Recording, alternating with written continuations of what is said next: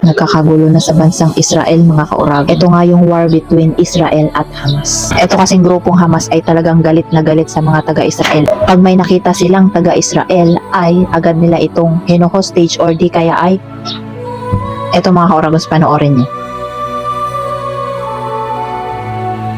Para na talagang ghost town sa lugar nila. No? Akala ko nga sa pelikula ko lang mapapanood yung mga ganyan-ganyan. Pero, grabe. Mangyayari pala sa totoong buhay. Kung napanood nyo nga yung kwento ng isang Pinay OFW na nagtatrabaho bilang caregiver doon sa bansang Israel, papaiyak talaga kayo. Dahil yung bahay nga ng kanyang amo kung saan siya naroroon ay napasok ng grupong Hamas. Meron pa man din siyang inaalagaan na matanda. Buti na nga lang yung bahay ng kanyang amo ay may underground at nakapagtago sila doon. And then yung underground na yon ay mahirap buksan at mahirap mapasok. Habang pinipilit ngang buksan nitong Hamas yung pinto ng underground, etong si Pinay OFW ay tumatawag na sa kanyang mga mahal sa buhay na parang namamaalam na ganun, akala niya katapusan niya na. Pero God is good talaga mga kauragons, dahil hindi nagtagumpay itong grupong Hamas na mabuksan yung underground.